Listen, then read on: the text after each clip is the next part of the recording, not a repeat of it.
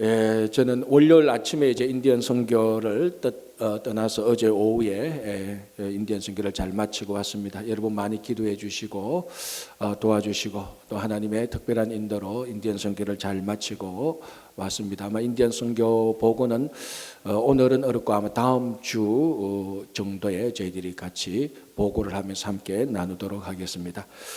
오늘 계속해서 로마서 말씀을 함께 나누고 있는데요. 지금 오늘 로마서 1장 1절에서 4절 세 번째 저희들 보고 있습니다. 계속해서 하나님의 복음이 무엇인지 보고 있는데 왜 이리 인사말 가지고 오래 끊느냐 이렇게 여러분 생각할 수 있겠지만 이 사도 바울의 로마서에 보는 그 로마 교회 교인들에게 보내는 로마서의 인사말 1장 1절에서 7절 그걸 또 나누면은 1장 1절에서 4절인데 이 네 구절 안에 어떤 사람은 말합니다. 로마서 전체의 주제가 이 안에 다 들어있다라고 말할 정도로 이 네 구절 사실은 이 네 구절 안에 단어 하나하나를 한 단어도 사실은 뺄 수 없을 만큼 중요한 우리 신앙의 의미들을 진짜 압축 농축해 놓은 것입니다.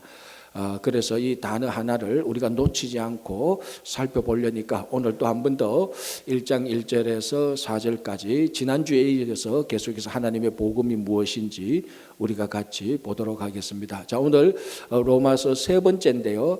간략하게 첫 번째, 두 번째 주일 했던 것을 정리해 보면 이렇습니다. 이 인사말에서 사도 바울은 자기가 그리스도의 종이다. 그리고 하나님의 복음을 전하기 위해서 자기가 사도로 부름을 받았다. 또는 택정함을 받았다. 이렇게 고백을 했습니다. 그래서 이 복음이 하나님의 복음이다. 그러니까 복음은 사람의 아이디어가 아니고 하나님이 계획하시고 하나님께서 이끄시던 하나님의 아이디어. 그래서 하나님이 우리들에게 사람들에게 주신 복음이기 때문에 여러분들이 혹 복음을 모른다 할지라도 혹 복음을 이상하게 생각한다 할지라도 그 복음을 주신 하나님을 믿기 때문에 하나님이 주신 복음을 믿을 수 있다라고 우리가 같이 생각을 해봤습니다. 자, 그러면 복음의 내용이 무엇인가? 우리 지난주에 앞부분 사도 바울이 말하기를 이 복음은 예수 그리스도인데 좀 더 문장을 붙이자면 예수 그리스도께서 우리를 구원하신다. 이게 복음의 문장이 되는 겁니다. 그래서 복음의 내용 예수 그리스도를 사도 바울이 첫 번째 어떻게 소개했는가 하면은 육신으로는 다윗의 혈통에서 나셨다. 이렇게 소개를 했습니다. 그래서 그럼 다윗의 혈통에서 나셨다. 이것이 무엇을 의미하는가를 우리가 지난 주일 세 가지를 살펴봤습니다. 첫 번째는 무엇이었는가 하면은 다윗의 혈통으로 나셨다는 것은 사람의 아들이 되었다는 겁니다. 신의 아들이 사람의 아들이 되었다. 다른 말로 하면 신이 사람이 되었다라는 것을 이런 의미고요. 두 번째는 사람의 아들이 되어서 우리 가운데 함께 있었다는 겁니다. 이 땅에 오셔가지고 혼자 고고하게 저 멀리 동떨어져서 이상한 일 우리하고 관련 없는 걸 한 게 아니고 우리 삶 속에 그대로 들어와서 우리와 똑같이 삶을 사셨다는 것이고 또 하나는 다윗의 혈통으로 나셨다는 것은 왕적 메시아로 오셨다는 겁니다. 이건 구약에서 계속해서 다윗의 자손으로 오시는 분이 왕이고 다윗의 자손이 메시아다라는 것을 계속해서 예언했던 것 이제 그것을 얘기하고 있는 것입니다. 요까지 지난주까지 우리가 살펴봤던 것이고 오늘 하나 더 다윗의 혈통에서 나셨다는 이 의미를 한 가지 더 중요한 것을 우리가 생각해 보려고 합니다. 그러니까 네 번째가 되는 거죠. 어떻게 보면 다윗의 혈통에서 나셨다는 의미가 네 번째가 되는 것인데 이것도 굉장히 중요합니다. 무슨 의미인가 하면은 드디어 다윗의 혈통으로 나심으로 말미암아 하나님께서 약속하셨던 또는 하나님께서 계획하셨던 복음이 성취되었다는 겁니다. 이루어졌다는 것입니다. 자, 이 복음 이것은 어느 날 갑자기 하늘에서 툭 떨어진 게 아닙니다. 이 복음은 하나님께서 이런 일 저런 일 해보시다가 안 되니까 야 이것도 안 되고 저것도 안 되니까 뭘 하지 생각하다가 반짝 아이디어를 내서 야 복음을 주자 그렇게 한 게 아니고 이 복음은 태초부터 하나님께서 계획해 놓으신 것이라는 것입니다. 하나님께서 사람들에게 약속했던 것인데 그 약속했던 것이 드디어 하나님의 아들 예수께서 다윗의 혈통으로 이 땅으로 실제로 오심으로 말미암아 그 오래전에 약속했던 그 오래전에 계획해 놓았던 이것이 드디어 성취되었다는 것입니다. 자, 그러면은 우리가 성경을 통해서 볼 때 이 성경의 복음이 나타나 있는데 이 성경을 통해서 볼 때 이 하나님의 복음이 처음 선포되어진 것이 언제 어디서였습니까? 자, 그건 에덴 동산에서 사람이 죄를 짓자마자 바로 하나님께서 하나님의 복음을 사람들에게 보여주셨습니다. 그게 우리가 흔히 말하는 원시복음이다 이렇게 말을 하죠. 그래서 원복음이다라고 말하는데 그게 창세기 3장 15절인데요. 제가 한번 읽어볼게요. 여러분 다 아시는 내용 좀 그래도 한번 읽어볼게요. 이렇게 됐습니다. 이게 성경에 나타난 첫 번째 복음의 계획입니다. 또는 약속입니다. 내가 너로 여자와 원수가 되게 하고 너의 후손도 여자의 후손과 원수가 되게 하리니 여자의 후손은 너의 머리를 상하게 할 것이요 너는 그의 발꿈치를 상하게 할 것이라 라고 했습니다.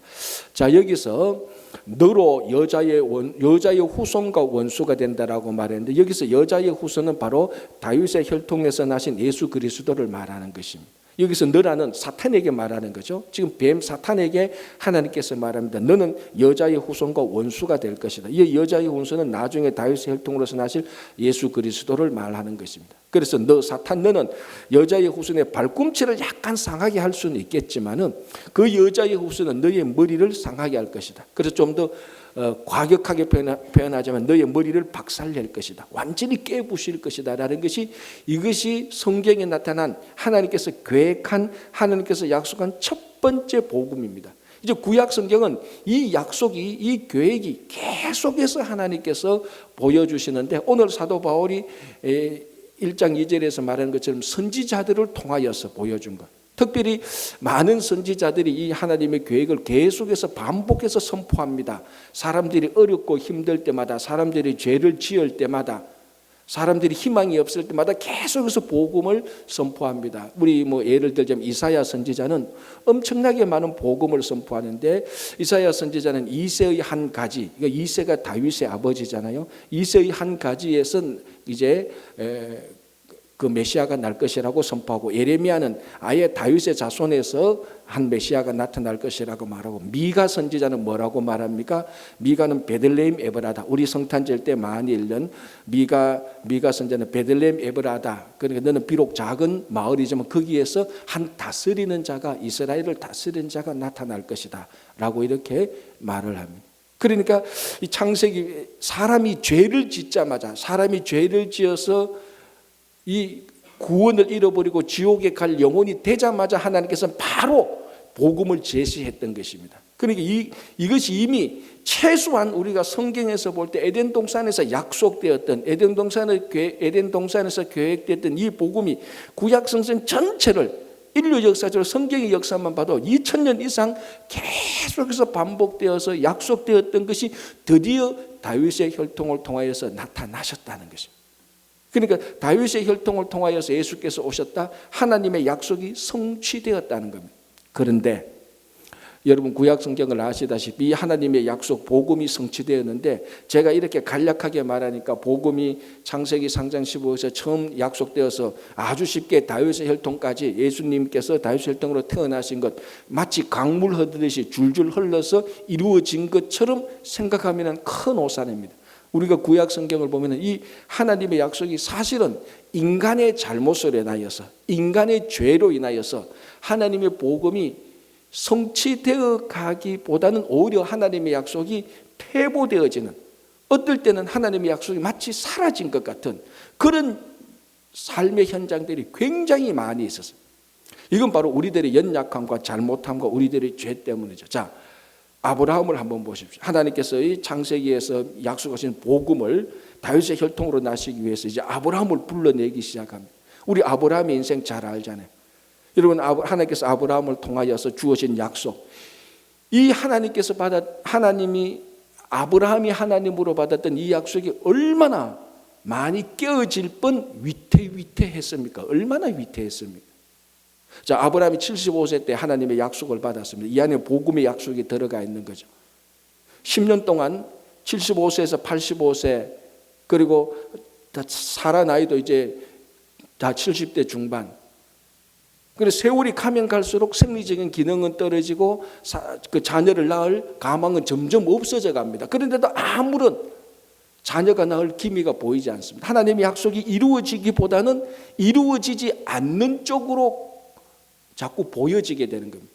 그래서 오죽했으면 사라가 아브라함에게 하갈을 통해서 그 자녀를 낳으라고 말을 했겠습니까? 그래서 이스마엘을 뚝 낳았지 않습니까?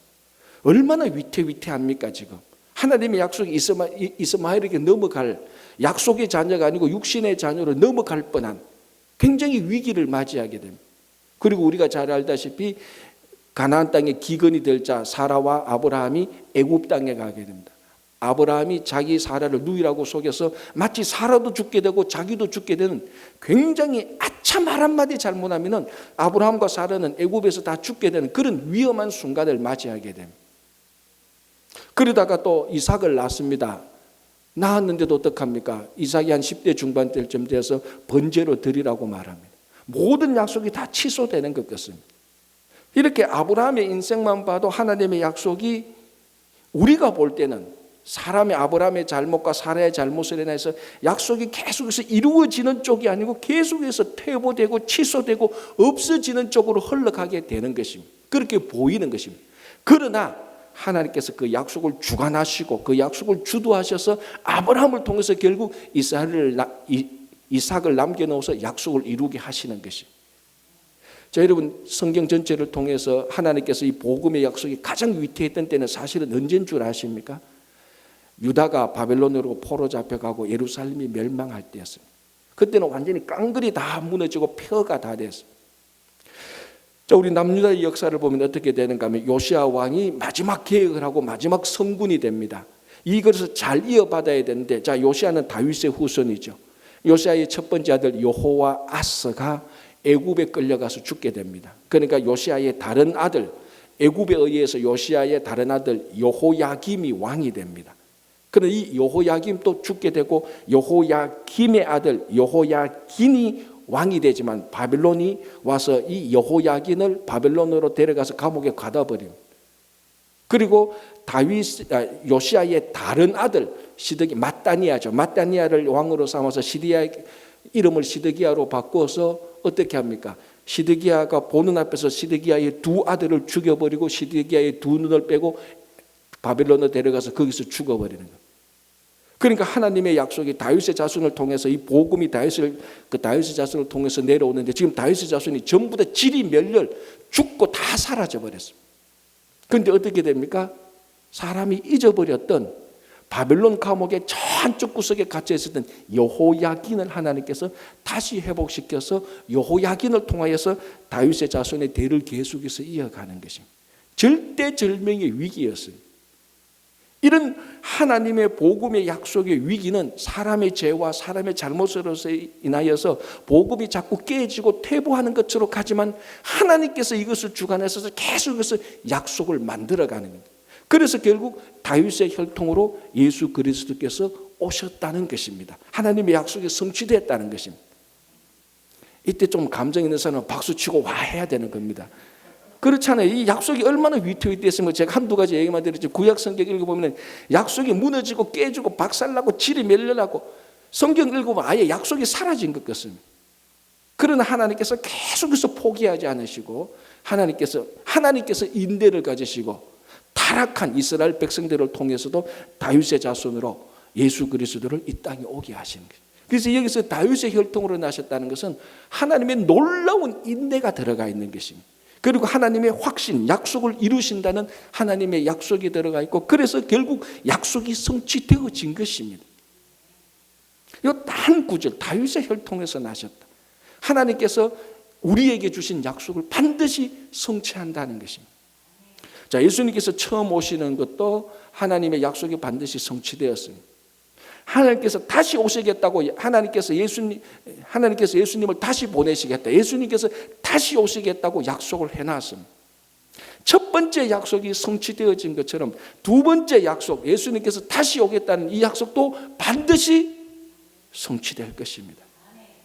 사람들이, 이 지구상의 사람들이 그런 신화 같은 소리 하지 말라. 누가 이런 시대에 성경을 믿냐고. 성경이 그냥 문학 작품이지. 이 시대에 누가 성경을 믿고 누가 그런 소리를 하느냐고 별별 소리를 다 해도 겉으로 보면 진짜 약속이 취소된 거고, 예수님께서 다시 오신다고 한 지 2000년이 지났는데도 예수님께서 안 오시니까 야, 이거 진짜 물 건너 갔는 거 아니야. 처음 약속은 이루어졌지만 두 번째 약속은 안 이루어지는 거 아니야. 별별 생각, 별별 소리가 다 들려도 하나님은 첫 번째 약속처럼 두 번째 약속도 반드시 성취할 것입니다.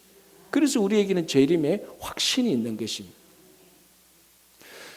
자, 하나님께서 예수님을 다시 보내겠다는 전 인류적인 재림의 약속을 하셨지만 우리 각자에게도, 우리 각자 삶에도 하나님의 약속을 다 주셨습니다. 우리가 이 땅에 생명을 가지고 이 땅에 태어난 이상 하나님은 우리들의 삶에 약속이 있고 목적이 다 있는 것입니다.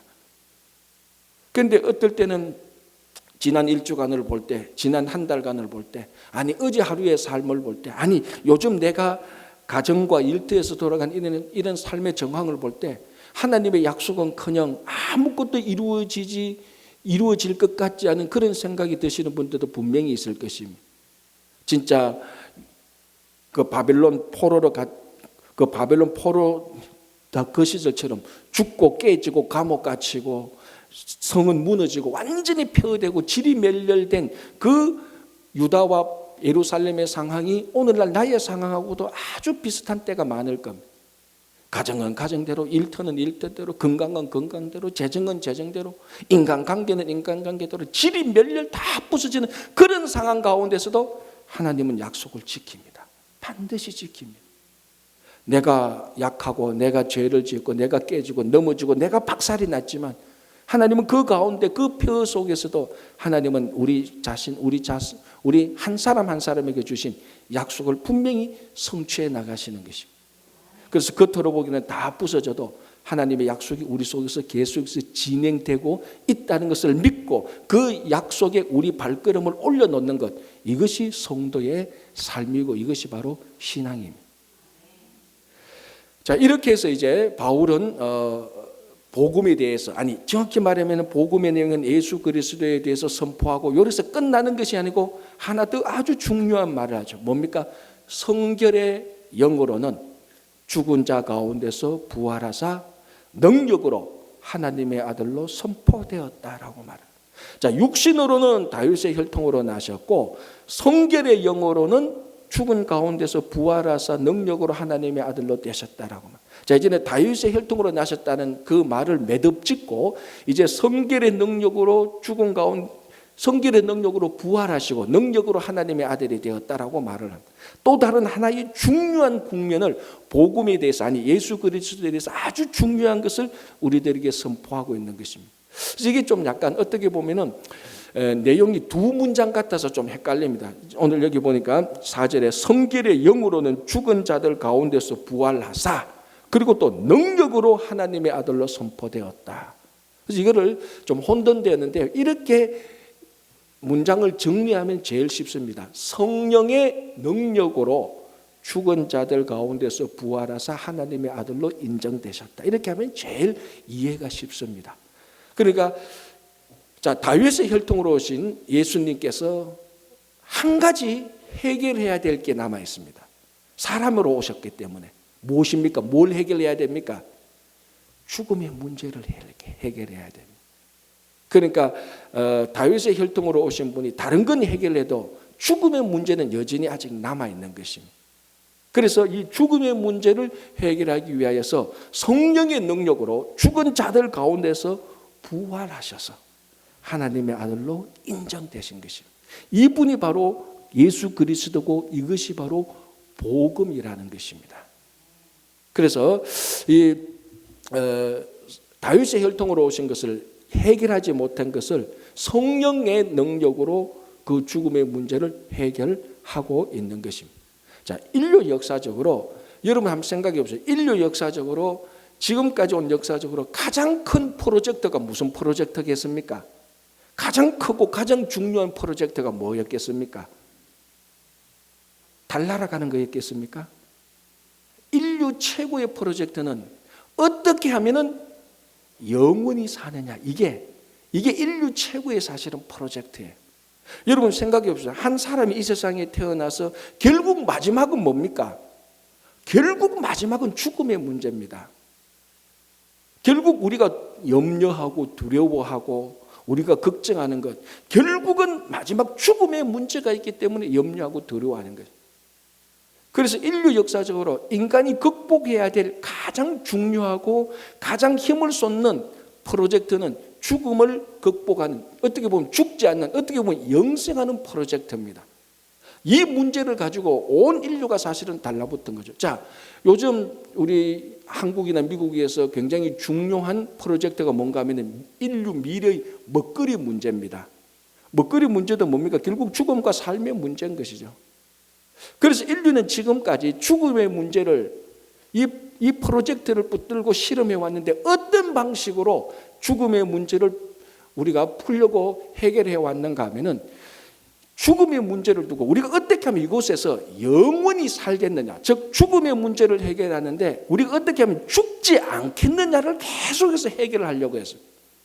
지금도 그렇잖아요. 어떻게 하면 우리가 이곳에서 영원히 삶으로 말미암아 죽지 않아서 죽음의 문제를 해결하려고 해왔습니다. 그 가장 유명한 인물이 진시 황제 아닙니까? 안 죽으려고 온 신하들에게 다 해서 불로초를 가져오더라. 그거 먹으면 영원히 사니까. 그래서 죽음의 문제를 극복하려고 했습니다. 미래의 먹거리 문제, 이것도 결국은 우리가 이 땅에서 더 오래 살려고. 그러니까 가만히 보면은 사람들이 죽음의 문제를 어떻게 극복하려고 해왔는가 하면은 안 죽고 영원히 살려고 죽음의 문제를 해결해 왔습니다. 이거 해결됩니까? 안 됩니까? 왜 안 됩니까? 사람은 죄인으로 태어나기 때문에 죄인의 삭은 사망이기 때문에 죽을 수밖에 없습니다. 죽을 수밖에 없는 죄인을 죽지 않으려고 프로젝트를 마련하니까 이게 얼마나 어리석은 일입니까? 그럼에도 불구하고 죽음의 문제를 해결하신 분이 있습니다. 그게 성령의 능력으로 죽은 자들 가운데서 부활하사. 여기 중요한 포인트가 있죠. 지금까지 인류는 죽음의 문제를 어떻게 해결하려고 해왔다고요? 안 죽고 영원히 살려고 죽음을 극복하려고 해왔습니다. 그러나 죽음의 문제는 어떻게 해결돼야 됩니까? 죽어야 죽음의 문제가 해결되는 거예요. 죽어야 부활하기 때문에. 죽음의 문제는 안 죽어서 해결되는 것이 아니고 죽음의 문제는 죽음 안으로 들어가야 해결되는 겁니다. 죽음 안으로 들어갈 때 성령의 능력으로 예수님을 부활하사. 그래서 죽음의 문제를 해결해 버리는 것입니다. 왜? 성령의 능력, 하나님의 영은 다시 살리는 영이기 때문에 그렇습니다. 그래서 죽음의 문제는 안 죽고 바둥바둥 버티는 게 아니고 백날 버텨봤자 힘만 들고 손해만 봐요. 왜? 죽을 수밖에 없는 죄인인데 깨끗하게 죽고 치우는 거예요. 죽고 치울 때, 예수 믿고 죽고 치울 때 부활의 영, 성령이 우리를 다시 살리게 되는 거예요. 자, 에스겔 선지자를 보십시오. 우리가 부활절 때 많이 읽는 본문 아닙니까? 하나님께서, 그 에스겔을 보면 하나님의 영이 에스겔을 골짜기로 데려갑니다. 그 뭐가 있습니까? 마른 뼈들이 가득 쌓여 있습니다. 그걸 보고 하나님이 에스겔에게 뭐라고 질문합니까? 질문 내용이 뭡니까? 네, 이런 걸 대답을 잘해야 성경 뭐라고 질문합니까? 이 마른 뼈들이 능히 살겠느냐라고 묻습니다. 왜? 이 마른 뼈는 이미 죽어 비틀어진 아무런 생명이 없는 거라는 겁니다. 그 질문은 뭐냐면 이 마른 뼈가 상징하는 건 뭡니까? 죽었다는 겁니다. 그래서 이 죽은 마른 뼈에게 이 마른 뼈들이 능히 살겠느냐? 어떻게 합니까? 하나님께서 이 마른 뼈를 어떻게 살립니까? 하나님께서 생기를 불어 넣으시니 살아나기 시작합니다. 그리고 하나님께서 말씀하시니까 큰 군대가 되는 거죠. 이 생기가 바로 하나님의 영, 오늘 성령, 성결의 영하고 같은 것입니다. 하나님의 영은 다시 살리는 영입니다. 여러분, 사람을 창조할 때 어떻게 하셨습니까? 흙으로 사람의 모양으로 빚었습니다. 이거 사람입니까? 아닙니까? 아직 아니죠. 뭡니까? 여전히 흙입니다.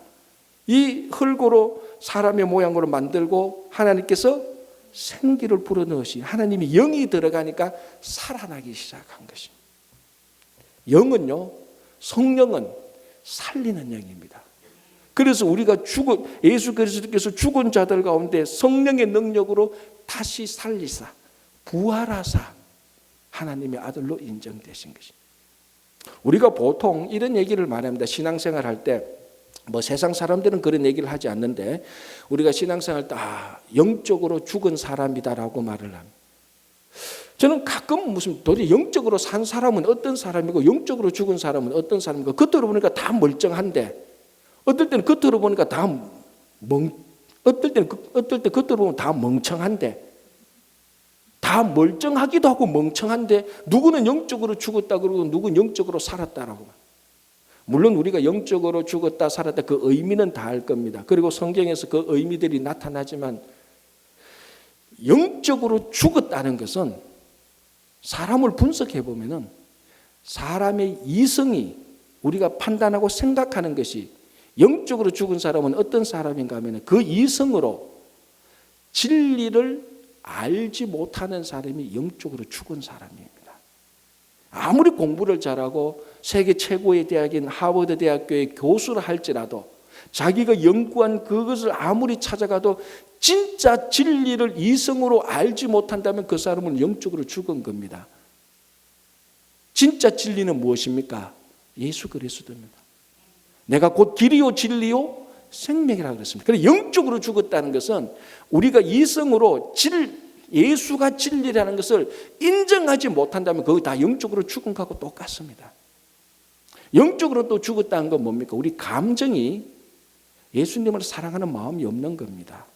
그리고 감정이 예수님의 아름다움을 느끼지 못하는 것 그거 다 죽은 것입니다.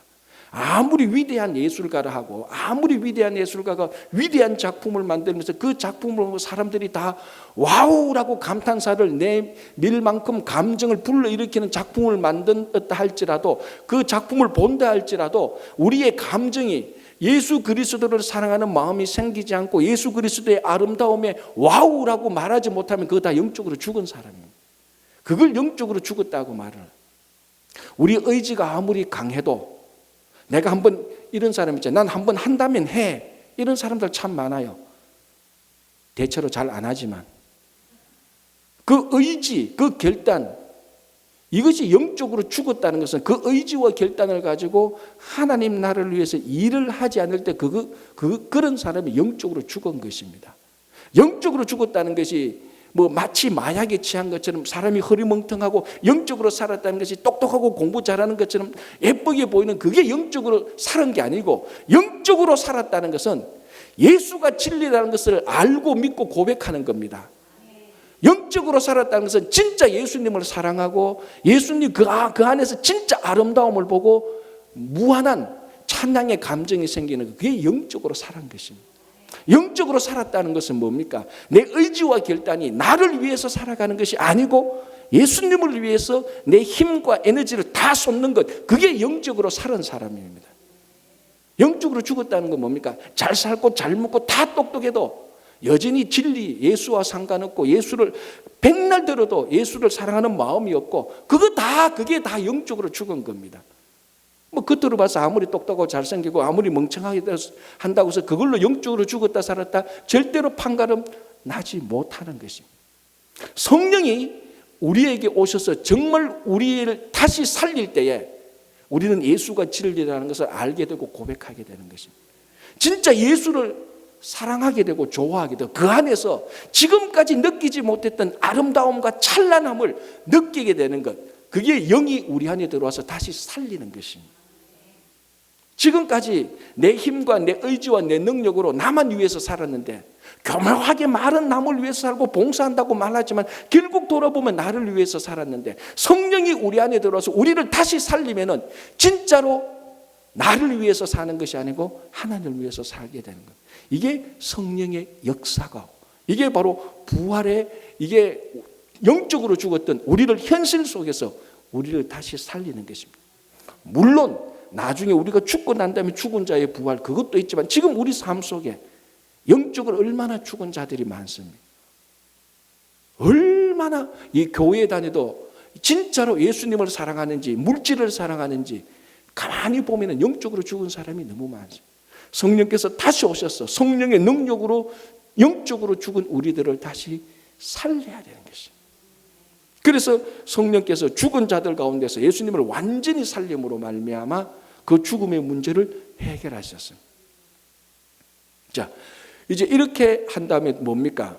영적으로 우리를 다시 살리지만 또 이 성령의 능력이 예수님을 부활하신 가운데서 다시 살려서서 하나님의 아들로 선포하셨습니다. 자, 이 참 재미있죠. 원래 예수님은 하나님의 아들이었어요. 그런데 다윗의 혈통을 따라서 사람의 아들이 되었습니다. 그래서 사람의 아들이니까 죽을 수밖에 없죠. 죽었죠. 그러나 성령께서 역사하셔서 죽은 자들 가운데서 부활하셔서 다시 올리심으로 말미암아 하나님의 아들이 되셨습니다. 자, 우리에게는 예수가 하나님의 아들이 되셨다는 것은 너무나 자연스럽습니다. 다시 말하면 신의 아들이죠. 하나님의 아들이 되었다는 것. 그런데 이 말이 로마서를 받는 로마 교회 교인들에게는 굉장히 생소하게 느껴졌을 것입니다. 예수가 하나님의 아들이라는 말이 굉장히 생소하게 느껴졌을 것 같습니다. 왜 그런가 하면은, 자, 이 로마서를 얘기하다 보면은 로마 제국을 얘기하지 않을 수가 없습니다. 사도 바울의 모든 편지에 가장 뒤에 있는 큰 배경 가운데 하나가 로마입니다. 우리말로 하면 사실은 세상이죠. 자, 로마 제국 하에서 누가 하나님의 아들이었습니까? 로마 황제가 하나님의 아들이었습니다. 신의 아들이었습니다. 그래서 로마 교회 교인들은 가장 대표적으로 황제를 말하면 아우구스투스 황제죠. 원래는 옥타비아누스죠. 이 옥타비아누스가 아우구스투스로 로마 원로로부터 그 호칭을 받게 되는 겁니다. 그래서 우리가 보통 역사적으로 아우구스투스라고 말하는데 원래는 옥타비아누스입니다. 이 아우구스투스 황제를 로마는 계속해서 선전합니다. 뭐라고? 황제는 신의 아들이다. 그래서 로마 제국이니까 로마 제국의 최고의 신은 무슨 신입니까? 공부하셔야지. 로마 제국의 최고의 신은 주피터입니다. 이 주피터가 그리스로 넘어오면 제우스죠. 신중의 신, 그리스 로마 신화의 최고의 신, 그리스의 최고의 신 제우스, 로마의 최고의 신 주피터, 이 두 사람은 같이 보는 거예요. 그래서 아우구스투스 황제를 주피터의 아들이라고 계속해서 로마는 선전해냅니다. 백성들한테. 그래서 로마서를 받아 읽는 이 로마 교회 교인들도 예수를 믿거나 아직 예수를 제대로 알지 못할 때 주피터의 아들은, 신의 아들은 로마 황제 아우구스투스가 하나님의 아들인데, 오늘 복음서를 보니까 로마서를 보니까 사도 바울이 말하기를 성령의 능력으로 죽은 자원들 가운데 예수를 부활해서 그가 바로 하나님의 아들이었다고 선포를 해버리는 거예요. 이 편지를 읽는 사람은 굉장히 깜짝 놀랐거나 생소했을 겁니다. 무슨 이런 글이 있어? 우리가 로마에 살고 있는데, 로마 제국의 한중간에 로마에 살고 있는 우리가 아우구스투스가 신의 아들이지 하나님의 아들이 어떻게 예수가 신의 아들이냐라고 반문할 수도 있을 것입니다. 그러나 바울은 말합니다. 성령의 능력으로 성령께서 죽은 자들 가운데서 부활하셔서 이 사람을 하나님께서 하나님의 아들로 인정하셨고 하나님의 아들로 선포하셨다는 것입니다. 여러분, 아우구스투스나 이후의 모든 황제들이 어떻게 해서 신의 아들이 됩니까? 전부 다 자기들의 업적이죠. 자기들의 출생이죠. 자, 아우구스투스 황제가 처음에 신의 아들로 호칭을 받게 될 때, 주피터의 아들 또는 제우스의 아들로 호칭을 받게 될 때, 로마 원로원이 그를 신의 아들이라고 부를 때에는 신의 아들만큼 큰 업적을 이루었기 때문입니다. 자, 여러분, 황제가 이룬 가장 큰 업적은 뭡니까? 결국 전쟁에서 이기는 건데, 전쟁이라는 게 결국 뭐 하는 겁니까? 적들을 많이 죽이는 겁니다. 가만히 생각해 보면은 아우구스투스가 주피터의 아들, 신의 아들이 된 것은 사람을 많이 죽였기 때문에 신의 아들이 된 겁니다. 그러나 예수는 죽은 자들 가운데, 자기가 십자가에 달려 죽음으로 죽은 자들 가운데서 부활하심으로 말미암아, 로마 황제는 사람을 많이 죽여서 신의 아들이 되었는데, 예수 그리스도께서는 그 죽음을 해결함으로 말미암아 진짜 하나님의 아들이 된 것입니다. 그래서 예수 그리스도는 죽음에서 부활해서 죽음을 정복함으로, 로마의 황제는 많은 사람들에게 죽음을 줌으로, 죽임으로 말미암아 신의 아들이 되었다면, 예수 그리스도께서는 죽음을 정복함으로, 부활하여서 죽음을 정복함으로 진짜 하나님의 아들이 된 것입니다. 우리가 예수를 믿고 우리가 하나님의 자녀가 되는 거죠. 늘 하나님의 아들 그러면 왜 딸 얘기는 안 하나 이렇게 하는데 서운해하시지 마십시오. 다 하나님의 자녀들입니다. 우리가 하나님의 자녀가 됐다는 건 뭡니까? 우리 안에 여전히 성령께서 우리에게 부활의 소망을 주고 계신다는 겁니다. 하나님의 아들이, 예수가 하나님의 아들이 된 것은 부활하심으로 된 것입니다. 죽음을 정복하심으로 말미암아 하나님의 아들이 된 것처럼, 우리가 예수를 믿고 하나님의 자녀가 되었다는 것은 우리에게 부활의 소망이 있고 성령께서 그 부활의 소망을 주신다는 것을 우리에게 인쳐 주신 것입니다. 그래서 우리 성도가 하나님의 자녀가 되어서 살아갈 때 삶이 무너지고 깨지고 심지어는 죽음의 위험이 온다 할지라도 우리는 그 안에 부활의 소망과 확신이 있기 때문에 우리는 다시 일어설 수 있는 것입니다.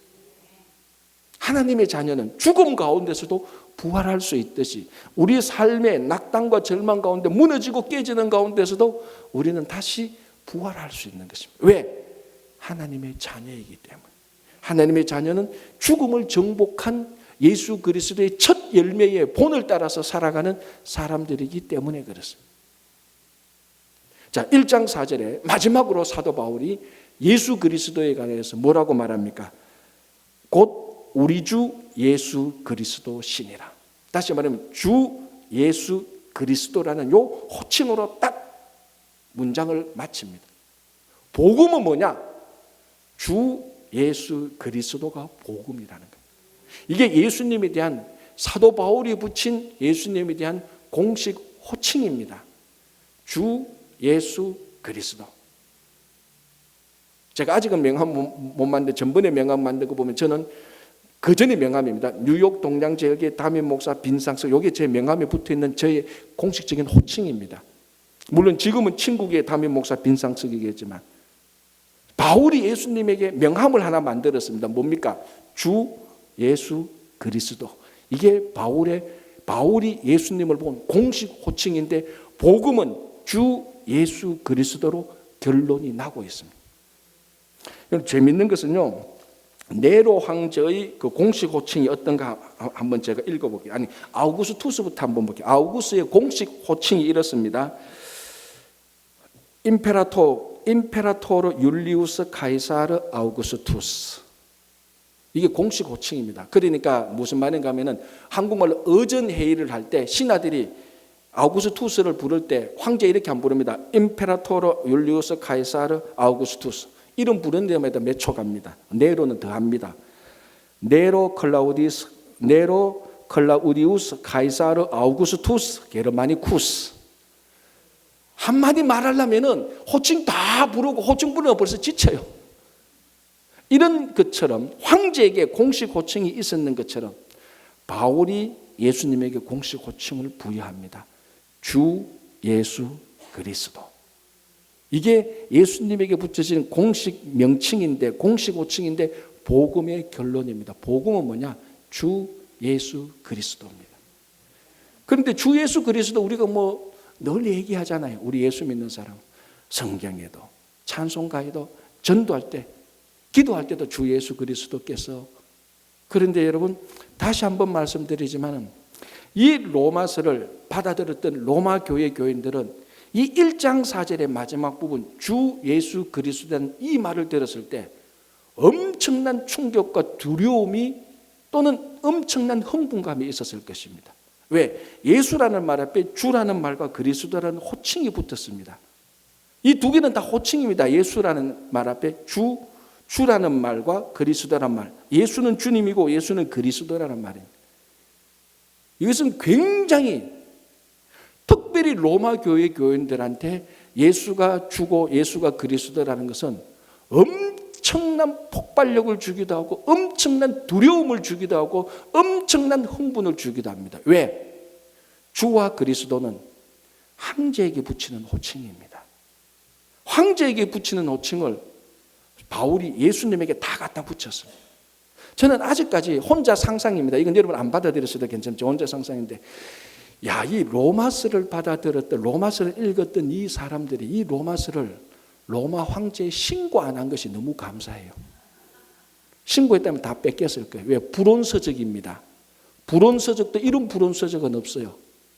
감히 황제에게만 붙이는 주라는 말과 키리오스 이 말과 그리스도라는 말, 메시아 구원자라는 말을 일개 나사렛에서 태어난 33살에 죽었던 예수에게 어떻게 주라는 호칭과 어떻게 그리스도 메시아라는 호칭을 붙이느냐. 불온서적도 이런 불온서적이 없습니다. 왜? 로마 교회 교인들, 로마 사람들한테는 주 아우구스투스 메시아입니다. 그리스도가 메시아라는 뜻이잖아요. 주라는 게 퀴리오, 주인이라는 것입니다. 로마 제국의 주인은 당연히 로마 황제죠. 그래서 로마 황제를 주인으로 숭배했던 것이 로마 황제 숭배 사상입니다. 그것을 예수님에게 턱 걸어놨습니다. 주님의 자리를 로마 황제, 그 주님의 자리에 로마 황제가 앉아 있는데 황제 내려오시오 하고 예수님을 거기에 앉혀놓은 겁니다. 그리스도는 더합니다. 그리스도 메시아죠. 구원자죠. 특별히 아우구스투스는 악티움 해정, 우리 잘 알잖아요. 그 안토니우스하고 그 클레오파트라 그 스캔들 그하고 그 이집트에서 전쟁 다 물리치고 결국 아우구스투스 옥타비아누스가 악티움 해전에서 결국 승리함으로 말미암아 로마를 완전히 평정해 버립니다. 가장 큰 전쟁에서 이기고 이제 더 이상 전쟁이 없다. 그래서 로마의 평화가 왔다. 그래서 팍스 로마나가 붙은 겁니다. 로마의 평화. 그래서 로마의 평화를 누가 가져왔느냐? 아우구스투스, 옥타비아누스 가져왔다. 그래서 옥타비아누스, 아우구스투스를 로마의 구원자라고 호칭을 했습니다. 아우구스투스는 로마의 세이비어, 로마의 구원자다. 그게 메시아라는 의미하고 똑같습니다. 그리스도라는 의미하고 똑같죠. 그리스도는 메시아 구원자는 이름하고 똑같습니다. 그래서 주 아우구스투스 그리스도인데 바울은 거기 아우구스투스를 끄집어내고 거기에 예수님을 앉히는 겁니다. 주 예수 그리스도라고 말합니다. 이게 주 예수 그리스도가 우리들에게는 굉장히 익숙한데 2000년 전 로마 교회 교인들한테는 이건 말이 안 되는 겁니다. 그 사람들은 주 아우구스투스 그리스도가 훨씬 더 익숙한 겁니다. 우리는 굉장히 어색하죠. 뭐 발음도 안 됩니다. 주 아우구스투스 그리스도 뭐 이런 게 다 있어. 그런데 로마인들한테는 그게 당연한 겁니다. 바울은 아우구스투스를 내려와 끄집어내고 예수님을 그 자리에 앉히는. 반역도 이런 반역은 없습니다. 그래서 제가 아까 말했잖아요. 누가 하나 이 로마서를 가지고 인사말만 가지고 로마 정부에 신고만 했다면 바울은 잡혀서 그대로 참수형에 처하고도 남을 지금 국가 반역죄를 하고 있는 것하고 마찬가지입니다.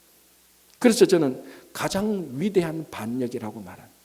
총 하나 쓰지 않고 칼 하나 쓰지 않고 욕 한마디 하지 않고 돌 하나 던지지 않고 아우구스투스 대신에 예수라는 이름을 묻고 주 예수 그리스도는 이 말 한마디 함으로 로마 제국 전체에 바울은 반역을 하고 있는 것입니다. 진짜 주님은 예수라는 겁니다. 진짜 구세주는 예수라는 것입니다. 이게 그 당시에 목숨을 걸고 해야 되는 말입니다. 이 편지를 읽는 사람도 이걸 읽고 로마 정부에 신고를 하든지 아니면은 예수를 그리스도 주로 받아들인지 둘 중에 하나 했었어야 되는 것입니다. 지금까지 로마서가 남아있는 거 보니 신고는 안 한 것 같습니다. 여러분 이것이 가장 이 세상을 뒤집어 엎어버리는, 저는 오늘 여러분들을 선동하는 게 결코 아닙니다. 로마를 사도 바울이 뒤집어 엎는 것처럼 우리들도 나가서 뒤집어 엎지 않아 그렇게 선동하는 것이 아니고 바울은 이 세상을 로마가 정복하는 것을 뒤집어 엎음으로 딱 하나 주 예수 그리스도라는 신앙 고백을 함으로 그리고 그 고백대로 살아감으로 말미암아 로마를 세상을 타락한 세상을 뒤집어 엎어버리는 것이 똑같습니다. 세상을 바꾸고자 하는 여러 가지 방법들이 있습니다. 정치적인 방법, 문화적인, 경제적인 방법, 외교적인 방법, 전쟁을 하는 군사적인 방법, 수없이 많이 나라와 세상을 바꾸는 방법들이 있습니다. 그런 방법들이 그 시대에 다 옳고 그럴 수는 있겠지만은 예수 그리스도가 이 땅에 온 이후로 지금까지 이 세상을 정말 제대로 바꾸는 가장 위대한 방법은 주 예수 그리스도를 고백하고 그대로 살아가는 그 삶 속에 있는 것입니다. 정말 예수님이 내 주님으로 살아가는 겁니다. 정말 주님이 나의 구원자로 살아가는 것입니다. 예수님이 나를 구원했고 그래서 그분이 내 인생의 주인이기 때문에 그 인생의 주인은 예수 그리스도의 명령을 따라서 살아가는 겁니다. 내 계산으로 살아가는 게 아니고 내 이익을 따라가서 살아가는 것이 아니고 내 똑똑함을 위해서 살아가는 것이 아니고 내 주인 되시는 예수님을 위해서 살아갈 때 로마가 뒤집어 엎어버리듯이 세상은 뒤집히기 시작합니다. 어떤 정치적인 권력보다도 경제적인 권력보다도 문화와 군사적인 힘보다도 주 예수 그리스도는 이 말 한마디가 인류 역사상 가장 큰 힘을 발휘했고 타락한 세상에 뒤집어 엎어버리는 힘이 있는 것입니다. 그래서 바울은 이 인사말에 로마 교회 교인들한테 앞으로 어떤 사람이나 어떤 물질이나 어떤 권력이나 어떤 힘이 우리의 주인이 아닙니다. 우리의 그리스도가 아닙니다. 예수님이 우리의 주인입니다. 예수님이 우리의 구세주입니다라고 고백하는 것입니다. 이것이 로마 교회 교인들에게만 필요합니까? 오늘 뉴욕에 살고 있는 우리들에게 제일 필요한 무엇보다도 제일 필요한 고백이요 실천이 돼야 되는 것이에요. 그래서 오늘 여러분들이 앞으로 살아가는 동안에 이 하나님의 복음 안에 흠뻑 빠져서 복음의 능력으로 살아가시는 여러분 되시기 바랍니다.